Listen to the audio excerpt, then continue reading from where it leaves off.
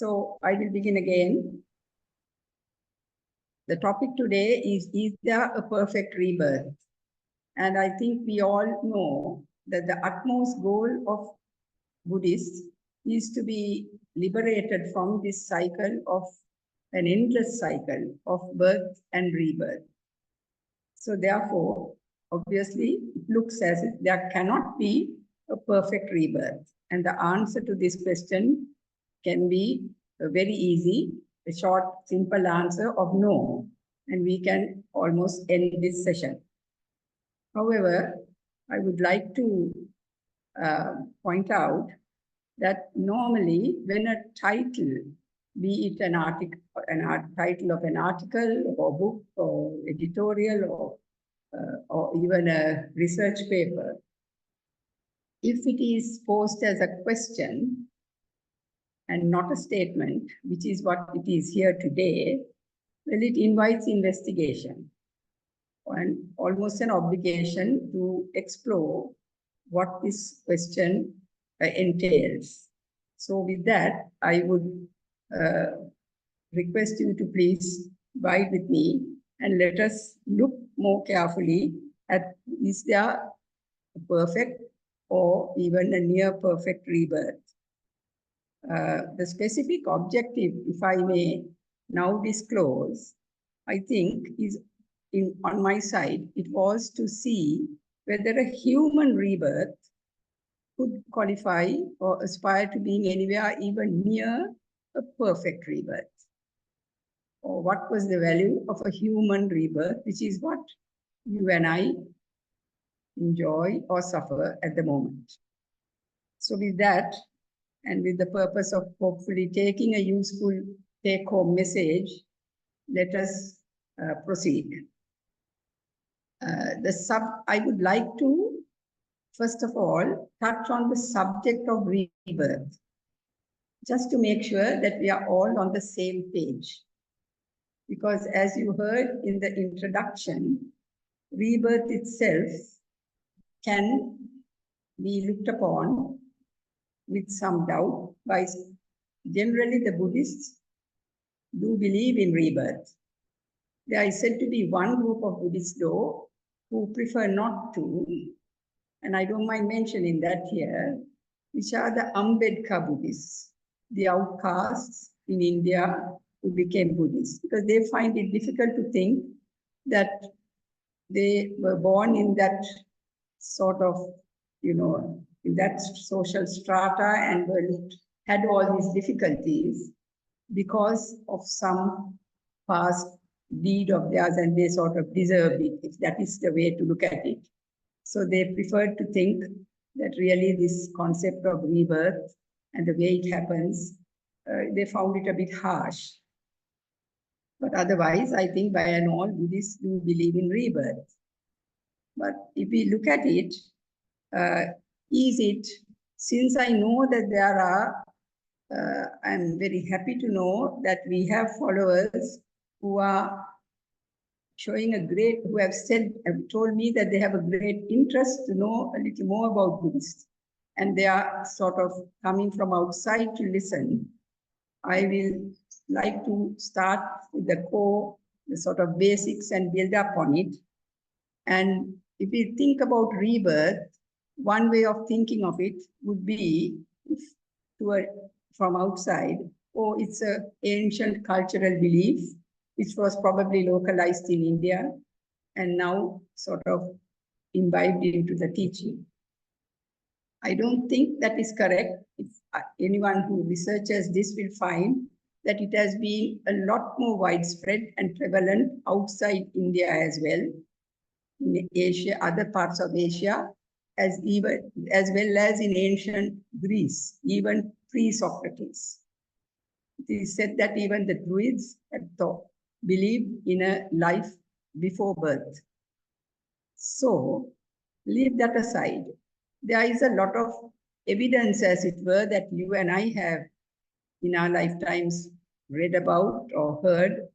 For example, child prodigies who, by the age of 5, like Mozart perhaps, who without the feet even reaching the pedals, could play full sonatas, play to the king of the land, perform to him. Then we have, of course, other evidence of people recollecting their past lives, which it could be just mumbo jumbo, but it could be, some have been very well researched and documented. One of the earliest that I was aware of, one of the authors who did this was Professor Ian Stevenson, but there are many others now who have documented. And likewise, we have films made of this. If anybody hasn't watched Yesterday's Children, I would strongly recommend, because it is really a film worth watching and available on YouTube as well. But apart from all this clairvoyance of Edgar Cayce, which is, all this is a body of evidence, whether you could take it or not, still no scientific proof. That has to be accepted, because the scientific methodology expects, among other things, of having a hypothesis and collecting the data and analyzing it. The test has to be replicated by another scientist somewhere and be able to do the same thing again and get the same result. Now, you can't possibly get the same result by sending this person back to that previous life and back again and testing it. So that cannot ever happen. So it is beyond science. But however, I like to place before you a fact that I think it shows that rebirth is a reality, because it was part of the enlightenment process of the Buddha. That is unshakable. And if we believe the rest of what the Buddha has taught, then there's no reason not to believe this. As we all know that the Buddha left the comfort of his home and a loving family in search of what he was seeking, the end to suffering that he could see was inevitable, having seen old age, illness, and so forth, which were common to all, and death. But after searching and many techniques of meditation and self-mortification, all the techniques that were available then, when he then started another deep meditation of a type that he himself tried out,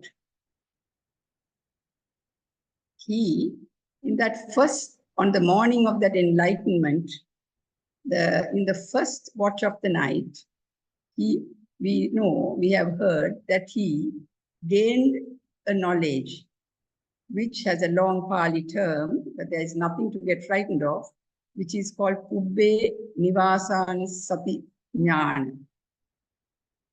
If we look at it from the Sinhala, because it is fairly close to Pali, although that's not the way really to interpret Pali, but to understand it as a subject. I don't know Pali, but it certainly looks to me, Ubbe is Purve, or in the past. Nivasa are households or homes. Sati is awareness. So an awareness of the past abodes was what he was able to realize in that first watch of the night, which is, he saw for himself with deep meditation that he had had many past lives.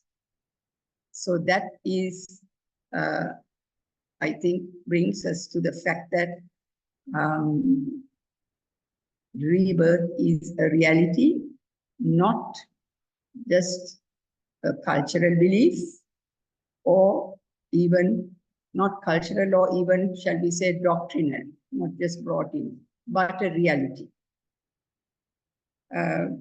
But however, I have to say that in Hinduism and in the rebirth, there is a distinct difference in the way the Buddha understood it, which is the big difference is there is no transmigration of a soul.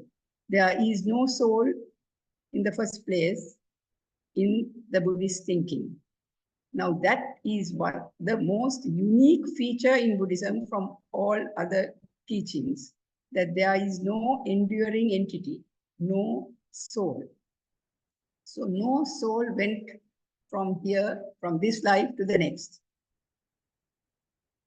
Therefore, it is called re-becoming or rebirth, not reincarnation. There was no reincarnation. So that's a big difference. Now, how can that happen is obviously what comes to mind. If the body doesn't go, obviously the body doesn't go, we know that. The mind also doesn't go. That's what we have. What goes? Can something go without nothing going? I would like to give an example. If we could just think of say a lamp, an oil lamp. Think of an oil lamp that is lit. We are all familiar with that, which has a wick and oil, and it's lit. Now you bring another oil lamp, which also has a wick and oil. So it's like having a mother and a father. They are the two essentials to have the birth. And you place it close to this flame, and it lights up. Now, did the lamp A, the first lamp, I call the first lamp A and the other one B, did lamp A lose anything did anything go from lamp A to lamp B? Did any oil go? Did any bit of the wick go? No. Did it lose any heat? Did it lose any light? No. What happened? It brought that the wick of the lamp B to its ignition point. In other words, and it lit up. Nothing went from here, but it created the condition. It's a conditionality, the causality, because it created a condition for the other one to be lit. Likewise, if this bulb were to burn now, and we were to ask for a replacement of this table lamp, a new bulb will be brought. Perhaps shall we imagine that that is a totally different bulb of a different amplitude. The voltage, the voltage is different. You know, it's a lower, it's a weaker bulb. It's a softer light, maybe even a different colored light. They have only got a blue light to bring us. So that's a totally different light. The first light bulb was totally different bulb.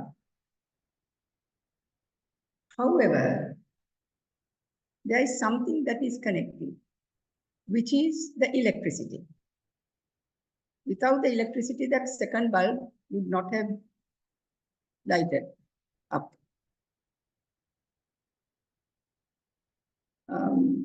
So something is connecting, and that is what the Buddha saw in his meditation and in the second watch of the night.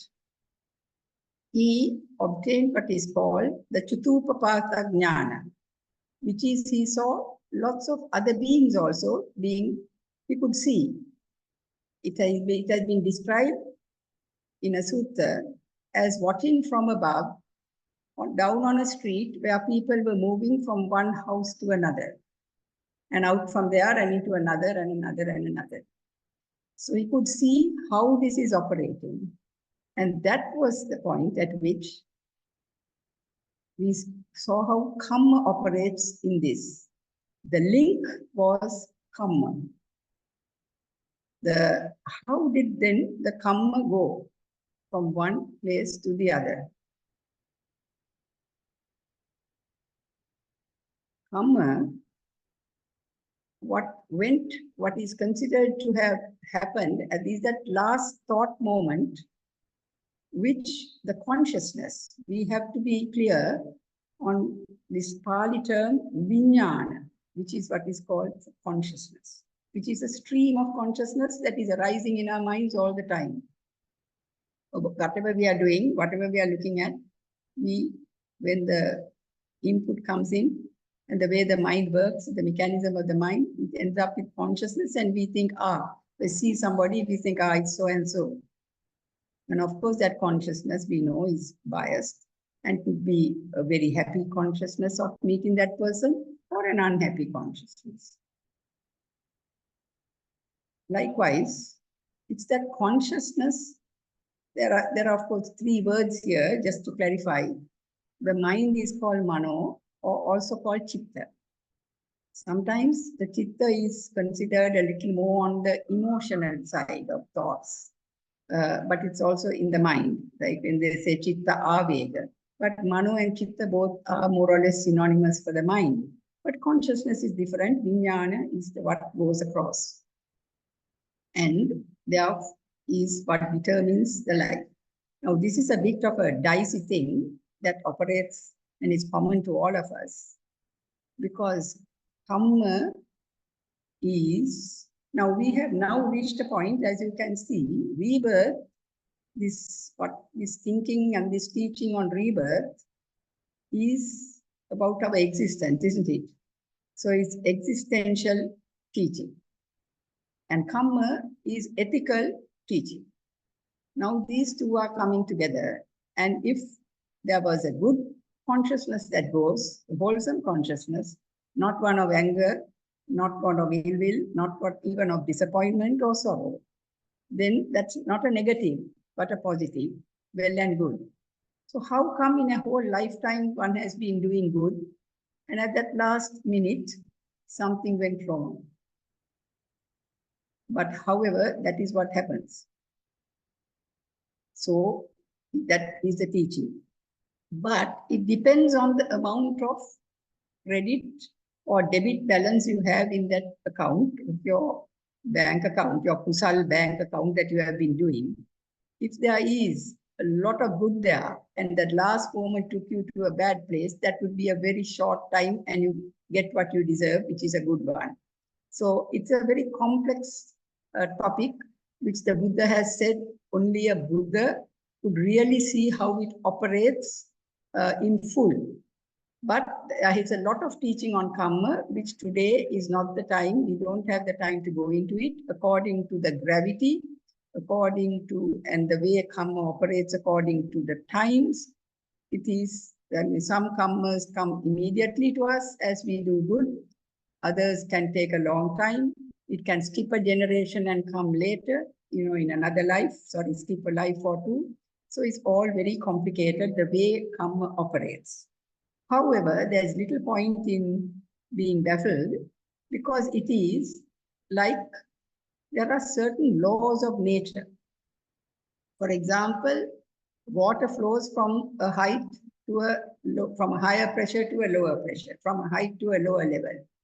Electricity goes from a higher voltage to a lower voltage. These are universal laws. Newton's laws of motion, those are not made by Newton to say that momentum will depend on the speed and the weight of that vehicle or whatever the object that was moving. That is how it is. Those are universal laws. And if we say that, well, nature and nature's laws were hid in night and then God said, Newton, be, and there was light. This is also similar. This existential rebirth was hid in night, till in darkness, till a Buddha unravels it and opens it out to the world. So it is something that is a sort of natural law, karma. Karma is not retribution. Karma is, whether we like it or not, the way it operates. It's an ethical, or everything we do is not karma. We have heard that before, just about 2 sessions ago. Little things like, the ones in the thought process, everything you think about is not necessarily karma, but when you have an intention and you do something good, that gives you good karma. But if you didn't know what you were doing, well, that doesn't give you good karma. Even if you had done something, you didn't realize that you had done something. Or if you had not unintentionally done something harmful that you never meant to. You didn't know you had done. So that doesn't amount to karma. So that is how that law operates. It's not made by the Buddha any more than Newton or Einstein made the laws. At this point, I want to, since we are remembering Newton and Einstein, I would like to say that every scientific, we did say under Rebirth that there is no scientific proof. However, for that teaching, because there can't be, if they use those yardsticks as what is called the scientific methodology, that there has to be replication of that entire experiment. But every scientific advance that has taken place has nothing has disproved Buddhism. Whether it's Einstein's theory of relativity, which was perhaps one of the most significant of the 20th century. Well, relativity, but in the different worlds, when certain spheres, certain rebirths in certain planes, one day here, for us, 24 hours, is just a few minutes there. A day can be as long as so many years for us, or 100 years. So it's a relative thing. So that has been anyway told before there was a theory of relativity. So anyway, let's get on with this.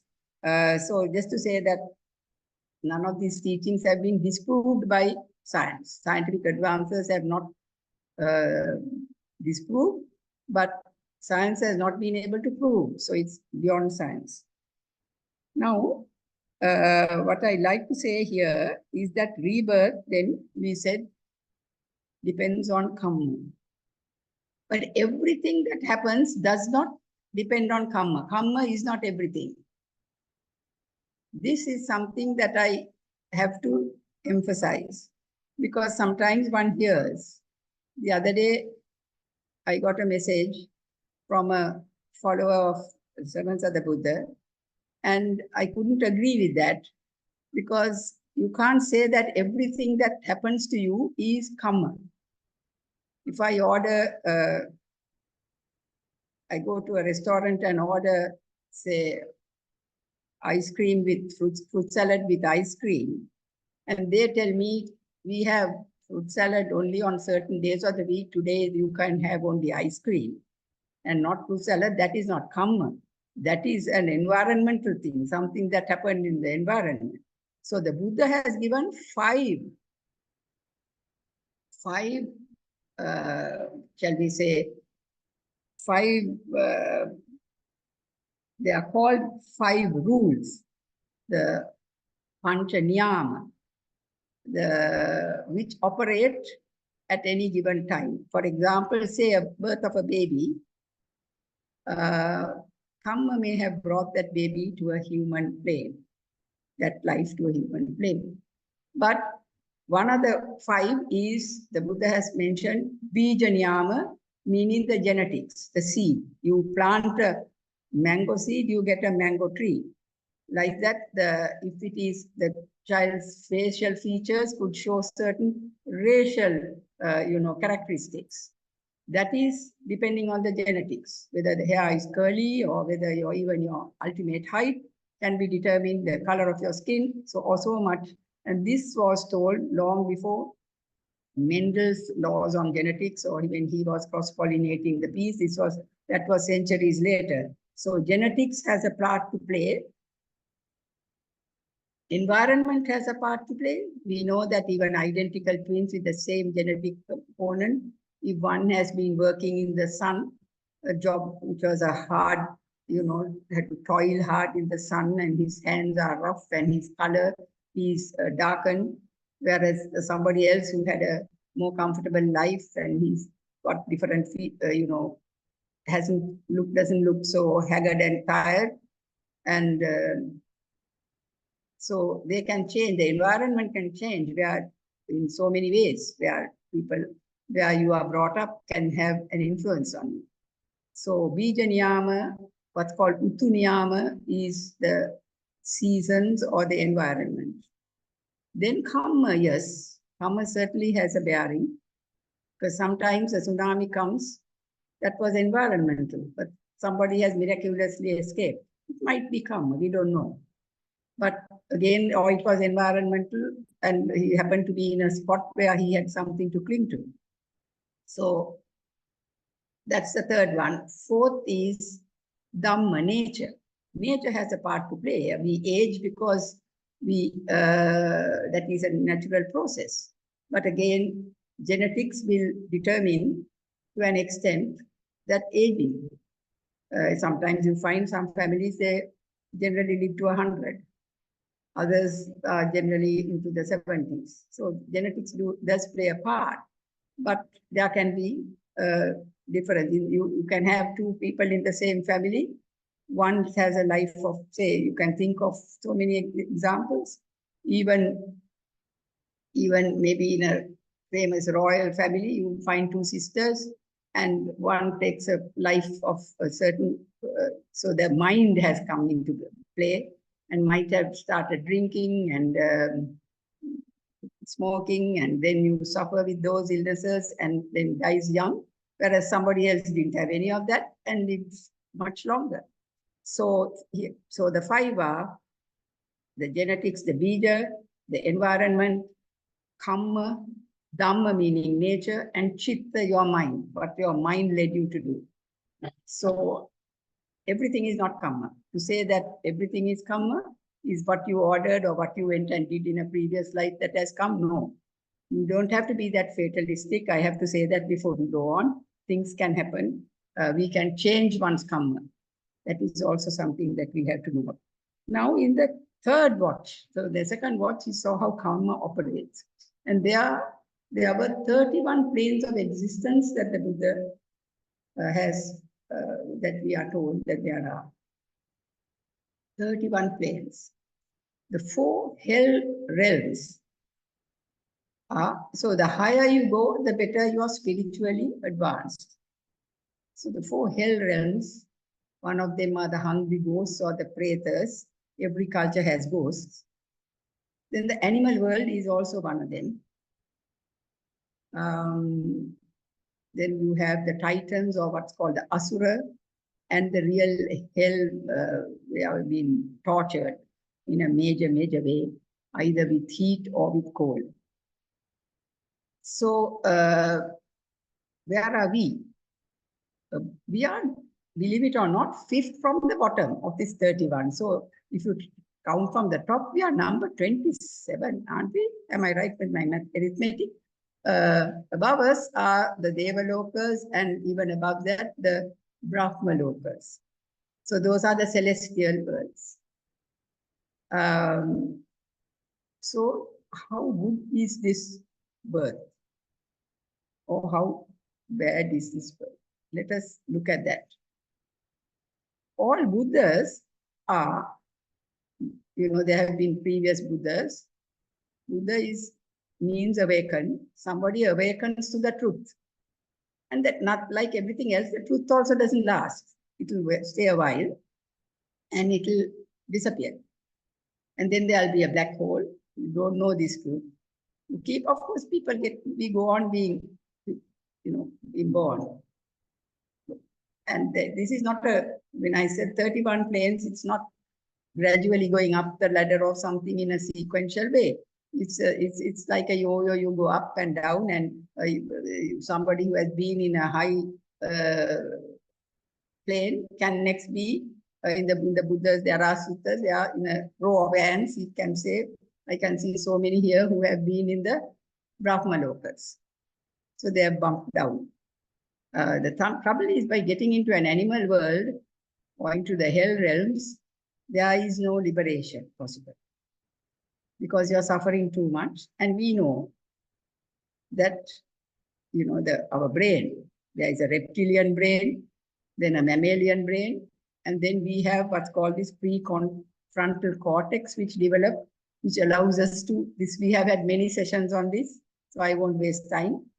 But the human brain is able to work out things with an animal brain can't. However, there are some things that animals can do which we can't do. So we have sniffer dogs to help us. I mean, they have certain instincts that we don't have. But when it comes to unraveling this, what we are coming to discuss in a little while, well, that requires a little more than what an animal cannot do. A human birth is said to be very rare. A human birth is said to be very rare. And so we need to look at this carefully. Now, in the third, very quickly, as we said now, let me just go back to the complexity of when we look at somebody's life. What we see is like looking at a tapestry. We see a picture. But how karma operates is like if we look at behind that tapestry, there are threads knotted. The red thread may be going, stitch by stitch next to each other, whereas some others are knotted and taken quite further away and knotted. So karma can work in it like that at the back. That's so complicated. That's why I said, I should have said that at the time. I said how complex the way karma operates, which is totally to understand.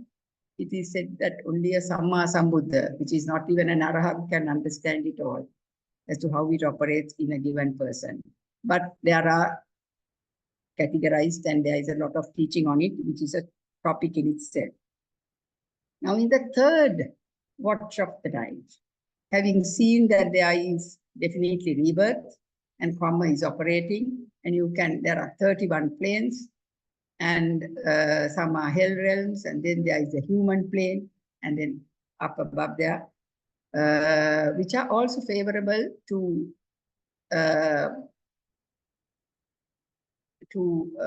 liberation.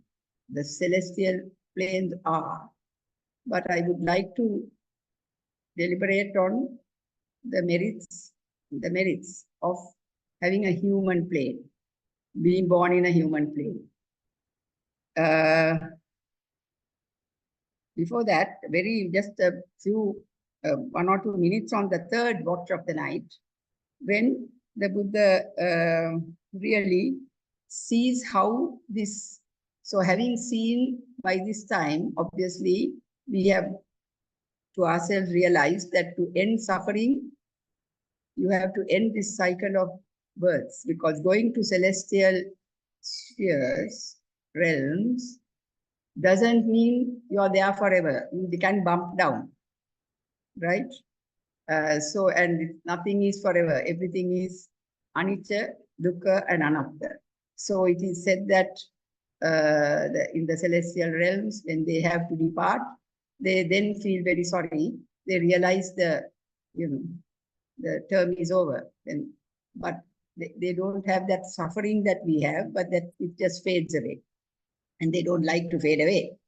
So anyway, in that third watch, the Buddha realized how this consciousness then goes into a sort of how this is happening, how we are caught in an endless cycle. It is like a whirlpool, a vortex that is spinning very rapidly. Consciousness immediately leads to needing materiality and mentality that it leads to. So this is a very complex topic that we don't have the time to, or maybe somebody, but we just should know that there is a very rapidly turning whirlpool, as it was sucked in. It's a dynamic cosmic order that the Buddha realized, and how to, as the causation of it, which is called the dependent or co-origination. And we have had talks on this not so long ago. And then also that how one thing leads to another, and the birth and a new becoming. And then in that becoming, you start having the sense organs, and then the feelings come in, and then you have cravings or clinging, and then that leads to more clinging and suffering. A birth causes the birth, which causes a becoming, which then leads to more problems. Even in the Dhammanupassana minutes that Anuja read, and which was more detailed, You want to have a baby, and from the time the baby is born, you have fears of now having children, and what is, that doesn't mean that it's a joyous event. But to be born in a human birth, the Buddha has said that it is rare, very rare, and you get that only after a lot of hard work. Mahattena Kusalena, Mahattena Viriyena, a timeless effort, and has gone into this tireless effort and enormous amount of wholesome deeds have gone into getting a human plane. So though we are fit from the bottom, it's something to be appreciated.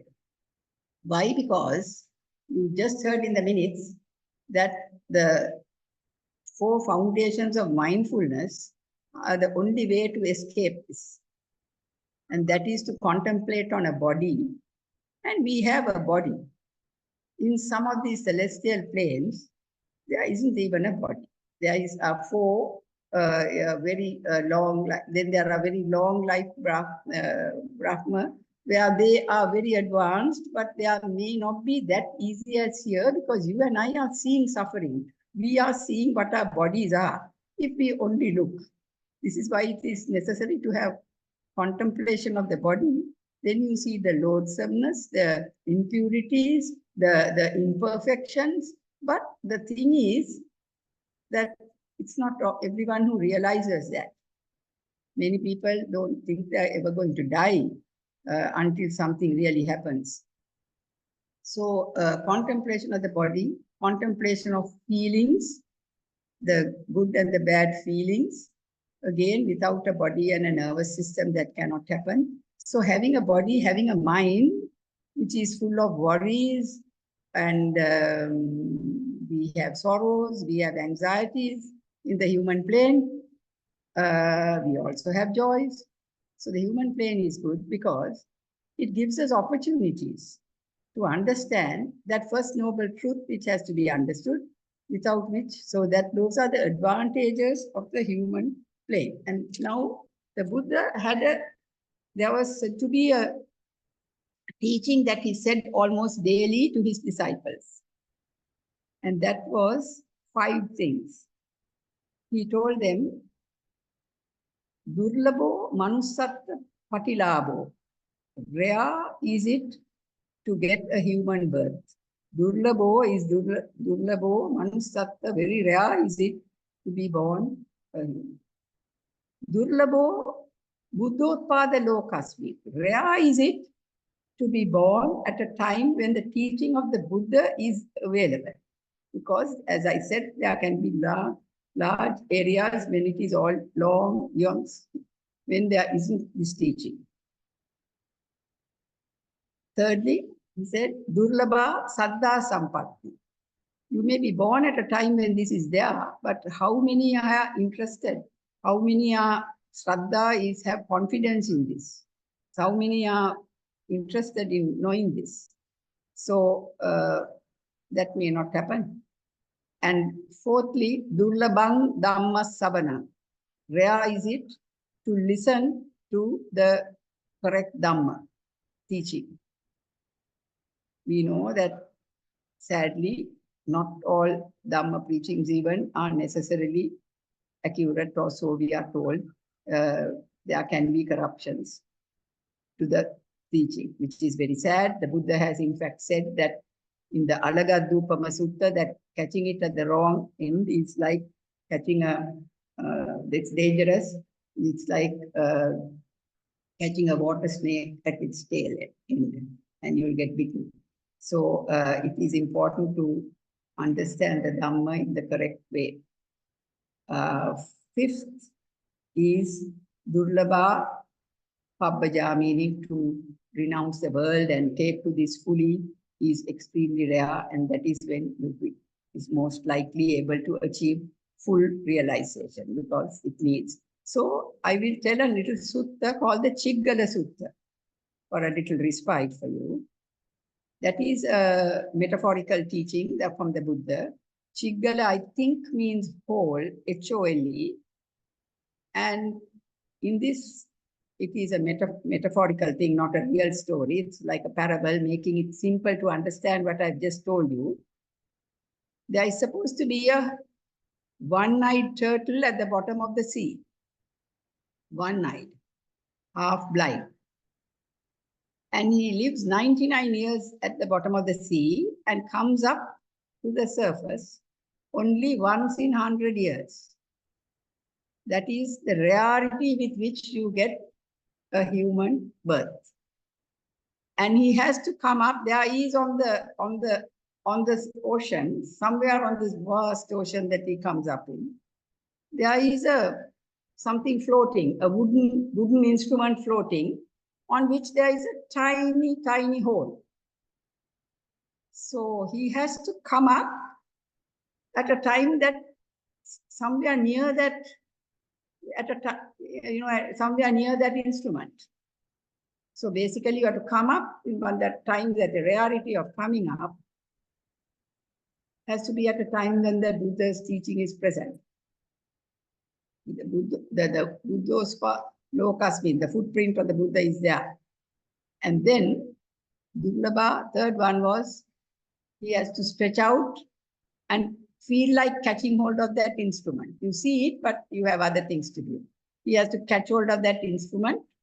And the fourth one is he has to keep that one eye that he has to that hole and find that hole in that place. Not easy to find a place which is telling this properly. The Durlabang Dhamma Savana, Saddhamma Savana. Durlabang Saddhamma Savana. And then also direct it properly, because you have heard all this, but you have to practice it. So you have to direct it at the right place, and then only he'll be able to see it. So that is the Chiggala Sutta, which is a simplistic way of showing the value of this human life that we have got.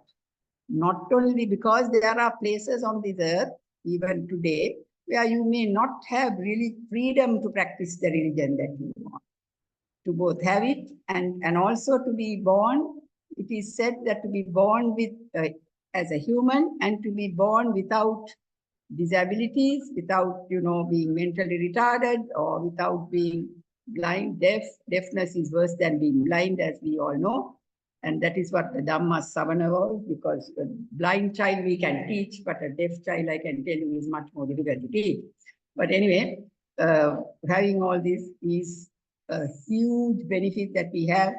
And seeing these tsunamis, seeing these volcanoes, seeing this shows how dangerous this place is. The celestial fields are also favorable.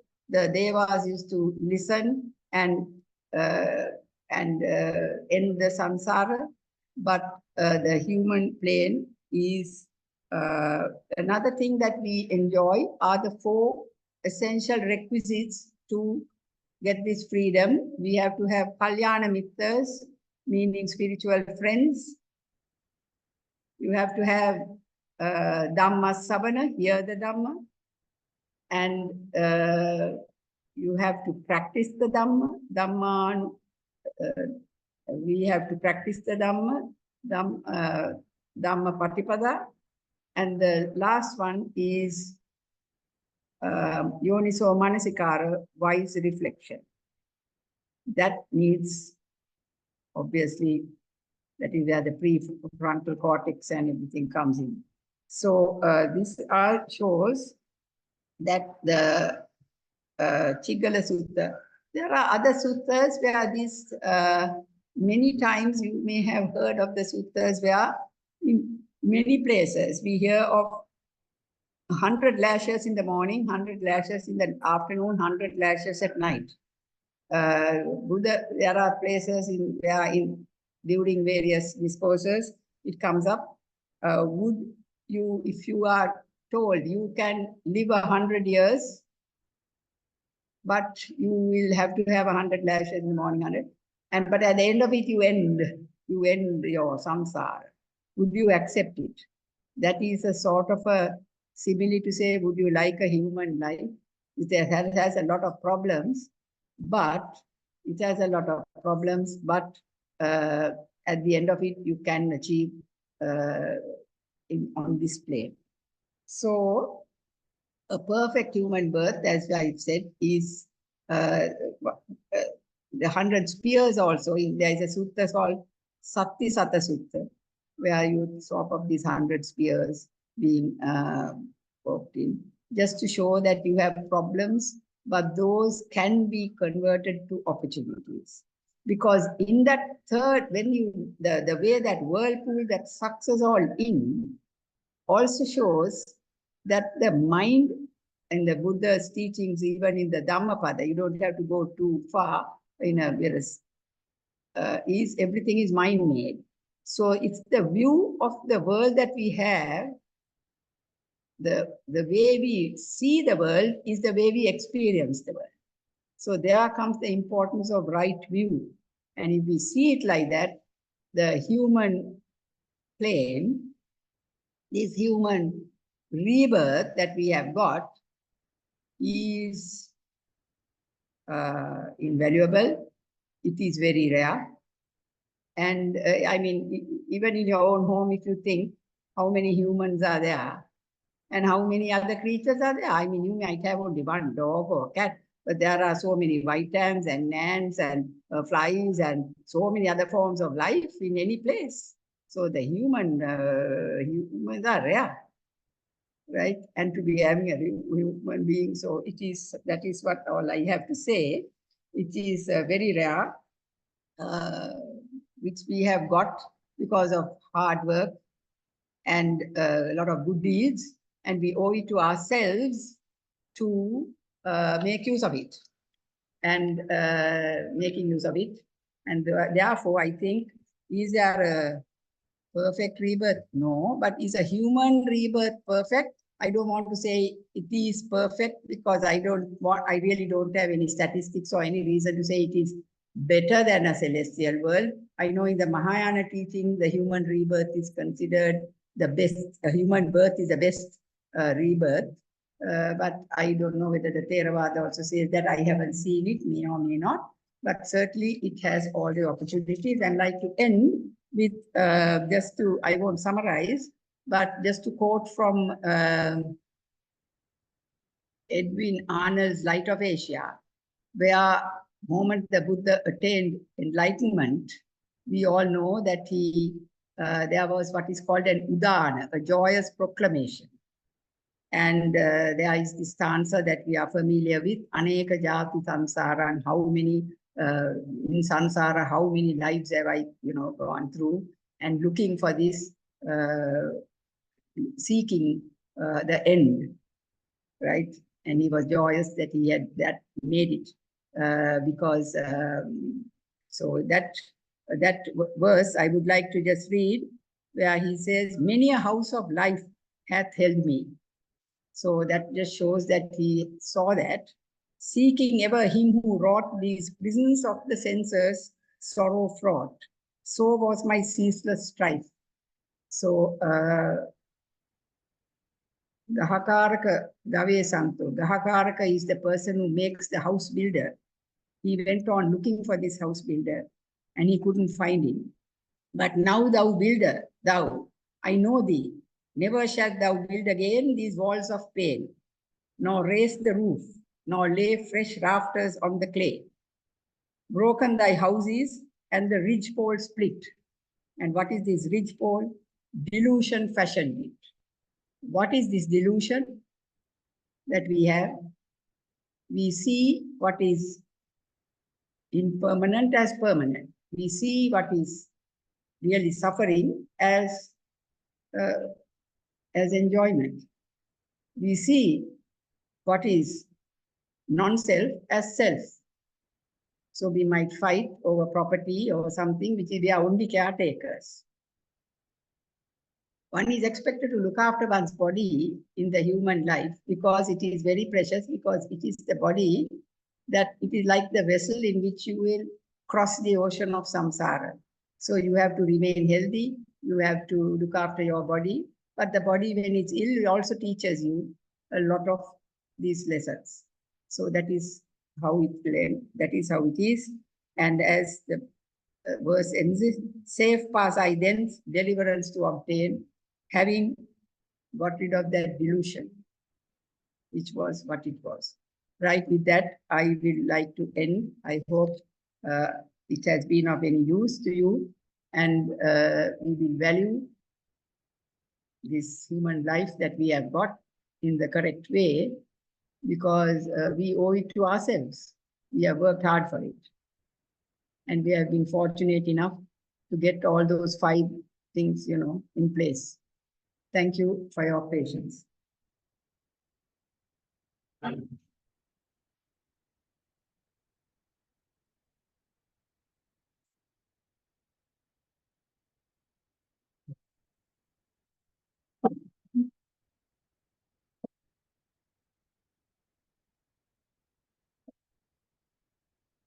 So thank you, Professor Manouri, for that very interesting talk, very broad.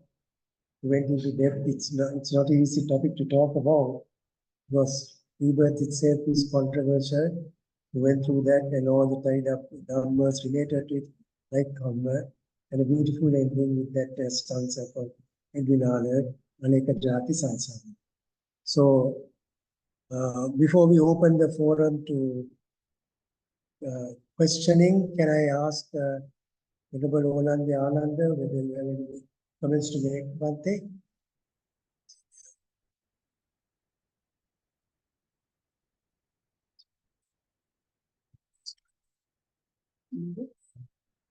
Yeah, but not visible. Okay, we can open the forum for some questions. Anyone from the audience here at Maitri Hall? Your comments or any questions, please.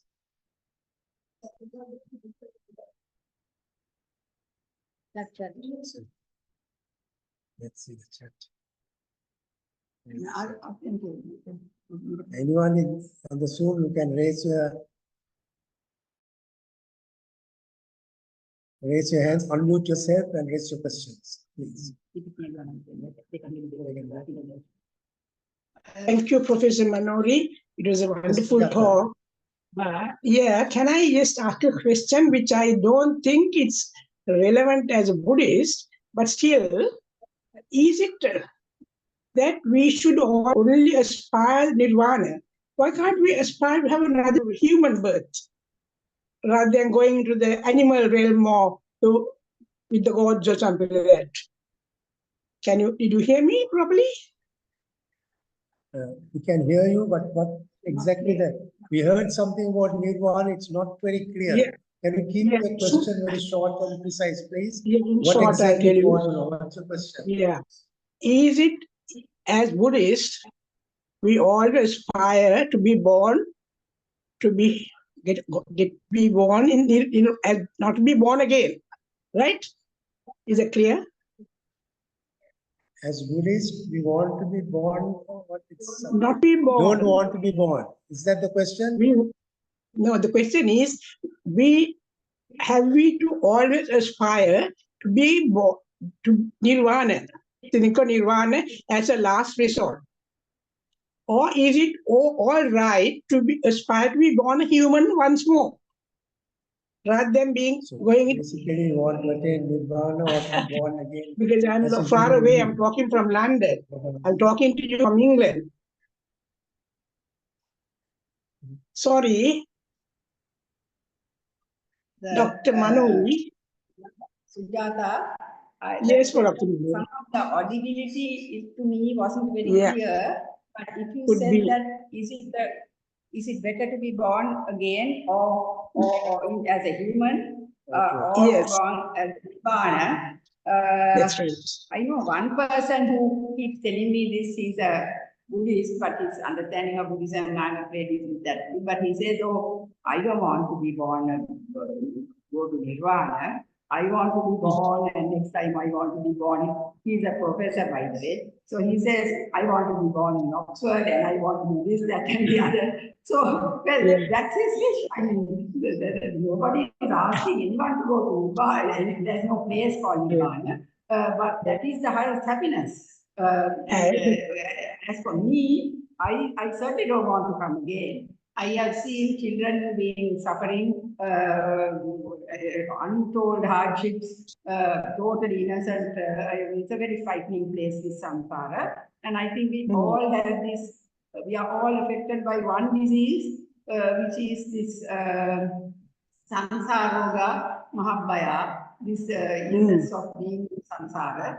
It is a very hard job to make it, but it depends on the perfections that have been built up in one over the years. It doesn't really depend on all this scholarship. So these people who are highly educated, especially, and who think they have had a good run, that is what happens. Also, people who are who have had very comfortable lives are blind to this. So that's fine. I mean, some people don't even think they are going to die. I know of people who don't know that they are going to die. The way they live their lives. So that's okay. But I think it's a good thing to be born again and to do some good deeds. We need, I mean, even the sasana needs, if everybody get audience, that's why it's like the four legs of a table. You said you have to have the men, women, and the bhikkhus and the bhikkhunis. So I don't think there's any risk of everybody getting to Nibbana. But the Buddha has said, Na shunya loko arahanto. There'll never be a time when there are no arahants. So even in that black time, there are Pacceka Buddhas, those who will track not for themselves, but they can't teach others.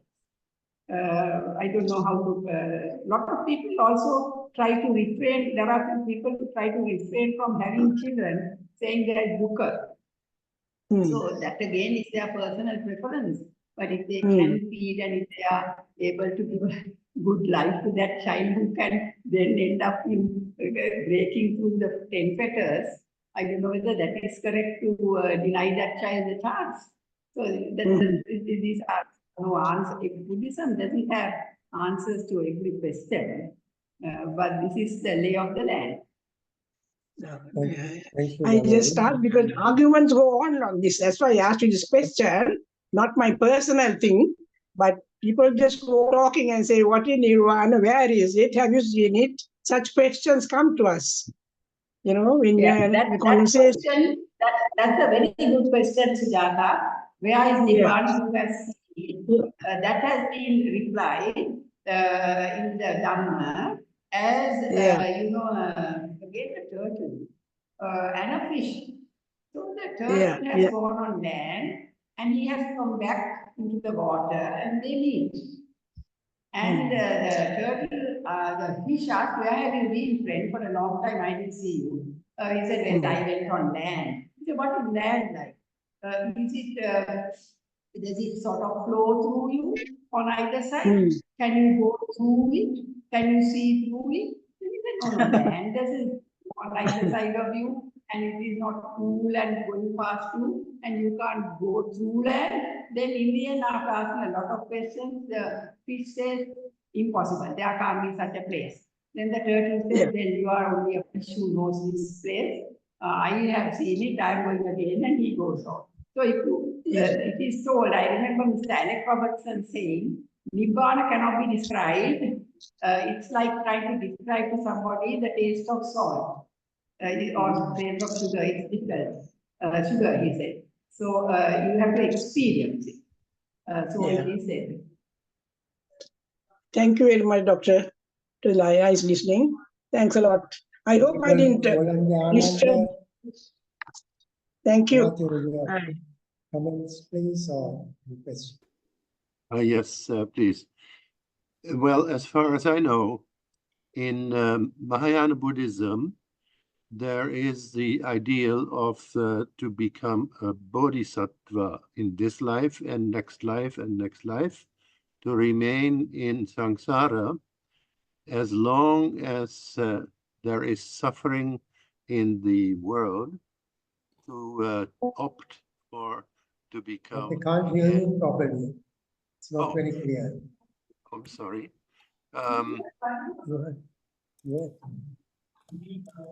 Is it just you who cannot hear me, or can you repeat that, please, one thing? Yes. I must change my position closer to the mic, I suppose. So in Mahayana Buddhism, most of the Mahayana Buddhism schools, they have this bodhisattva ideal. That means that rather than trying to get out of samsara, like by attaining nibbana as soon as possible, which we as Theravada Buddhists seem to aspire, at least the ideal is like that. In the Mahayana schools, as far as I know, there is the ideal of being and becoming and remaining bodhisattva without reaching the nibbana, even though one would have the possibilities, even though one knows how to reach that, still they opt to be a bodhisattva. And I'm thinking just of one example in Sri Lanka of most venerable,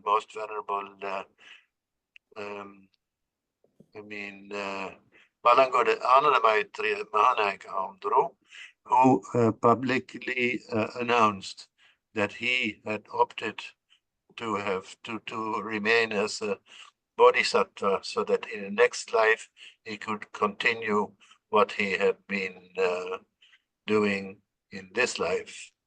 So there are also schools in Mahayana Buddhism which have another kind of rebirth, namely with the Buddha of the infinite